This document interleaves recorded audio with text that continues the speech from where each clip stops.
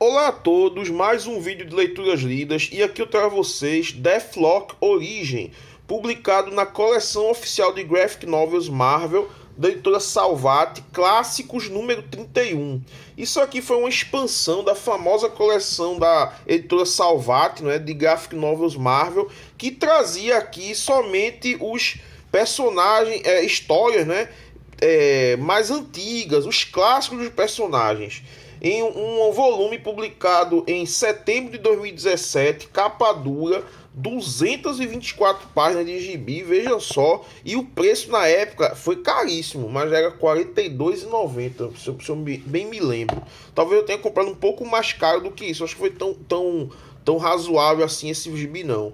E aqui nós temos a origem desse personagem aqui que vez ou outra ele desponta no universo Marvel. Ele tem um design muito legal, muito arrojado. É esse cara aí meio ciborgue, com o olho mecânico, uma pistola transada, vermelho. Aí tem a bandeirinha dos Estados Unidos no peito. Aí o pessoal fica assim, porra, Deathlock, né? Personagem legal e tal. Mas quem porra é Deathlock? Como foi que surgiu Deathlock? Aqui nesse gibi, você, chatíssimo, aliás, não porre. Ler esse gibi é uma tarefa árdua, não é? Você vai descobrir, mas ao mesmo tempo que ele é árduo, ele também recompensa o leitor para trazer as mais variadas loucuras do Deathlock. Por exemplo, você sabia que o Deathlock tem um amigo que, quando ele achava que estava morto, o cara foi lá e traçou a mulher do amigo, uma coisa meio Spawn, né? Pois é, o Deathlock faz isso. E aqui com a sempre arrojada, não é, e diferente arte do Rich Buckler, que foi o artista, co-argumentista e a força motriz por trás da série. Porque teve uma hora que o Doug Moench, que também é criador do personagem, largou a mão. Isso aí tá muito merda, isso aí tá muito qualquer coisa. Ele largou a mão e aí outros roteiristas foram se aliando ao Rick Buckler, foi ajudando o coitado, que eu acho que estava sob influência de várias drogas, para fazer esse roteiro. Mas afinal de contas, quem é Deathlock? Deathlock é Luther Manning, que era um operativo do exército que morreu, e aí esse major aí, o Simon Hayek, achou por bem botar o cérebro dele num ciborgue assassino para realizar missões para ele. É o Robocop do exército, basicamente. Só que aí e fica sempre o computador dando diretrizes, dando indicações para o nosso amigo Deathlock. Aqui o Deathlock encontra, né, o seu amigão, né, o Ricardão, e aí por conta da sua diretriz ele não pode, infelizmente, limpar sua honra de corno, né? E aí continuamos a história no longínquo futuro de 1990, onde a cidade é repleta de canibais e o Deathlock está agindo por dinheiro. Sim, um ciborgue está agindo por dinheiro. Aqui é um tanto confuso, a história, não estou muito bem lembrado se era o passado, se era o futuro. Ela está num ponto onde o Deathlock já está atuando de forma independente, só que aqui nós vemos ele atrás do Major Hiker e encontrando esse grande oponente que é o Lobo de Guerra. E aqui temos a origem do Deathlock, que é o Luther Manning, certo? Trabalhando para o exército dos Estados Unidos, todo machão, né? Todo, eu sou homem. E aí ele vai e leva uma bomba na cara e o Major Hiker vai e bota ele dentro de um corpo ciborgue assassino, por que não?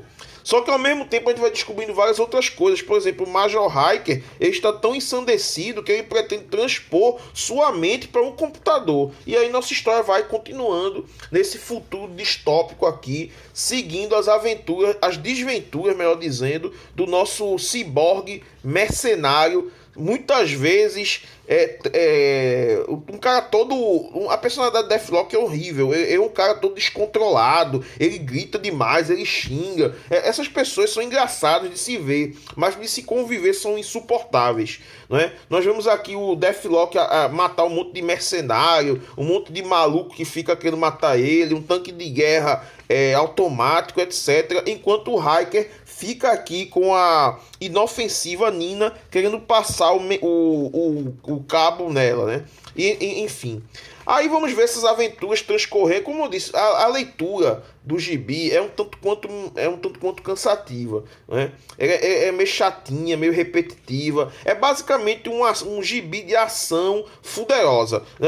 Isso que importa no gibi. Só que aí tem esses negócios de computador isso, computador aquilo. É meio chatinho isso aí.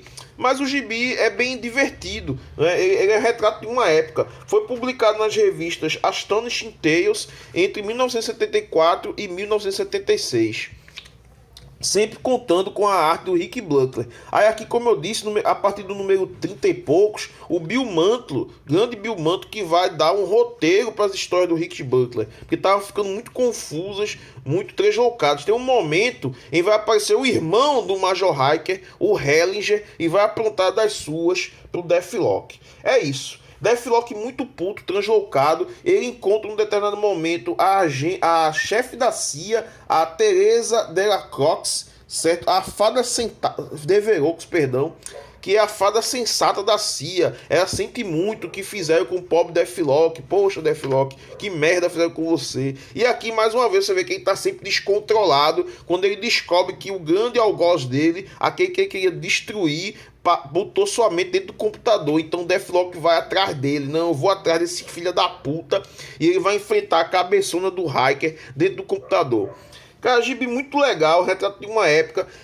Ele não termina. O Astonishing Tales estava fazendo tanto sucesso que depois que o Deathlock resolve sua parada com o Major Hiker, de forma tanto quanto insatisfatória, o gibi foi cancelado. Essa foi a última publicação de Astonishing Tales, certo? E ele vai e encontra o Good Wolf, né? Que é tipo um Tarzan loiro Jesus Cristo europeu. Aí o Good Wolf vai e manda ele pro nosso presente de 1976, e aqui ele vai encontrar outro corno, que é o Ceifador. O Ceifador é um caçador de demônios. Veja a história desse cara, um caçador de demônios que faz parte de uma seita. Ele voltou do exército da Guerra do Vietnã e descobriu que sua mulher tinha ido embora, e aí ele vai stalkear ela no hospital quando o Deathlock, vindo do futuro, encontra com ele. Ele confunde o Deathlock com um demônio e os dois caem na porrada. Só que ao mesmo tempo que eles caem na porrada, eles também vão precisar enfrentar os demônios que o Ceifador enfrenta. Cara, história sensacional quando o Ceifador,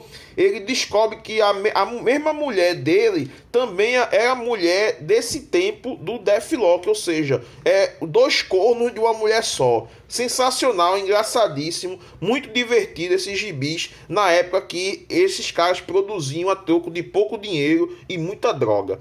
Aqui ainda tem um bônus que seria a primeira história publicada do Jorge Pérez para Marvel. Veja que bosta era a arte do cara, mas ainda assim tinha grande talento. E aqui os extras mostrando uma entrevista entre Rich Buckler, Doug Moench e o Roy Thomas, editor da época. Aqui um fotolito e uma arte Deathlock de 76. Muito divertida a história, muito bacana, diversão pura, certo? O encontro de dois cornos. Se vocês gostariam de eu fizesse avaliações com mais material tresloucado desse, podem fazer um pix para o pix quadro.a.quadropé@gmail.com. Vou deixar na descrição do vídeo. Vou ser muito grato por qualquer valor. E se vocês concordam, discordam, digam o que acharam nos comentários, se inscrevam no canal, aperte as notificações. Obrigado a todos pela paciência e saudações.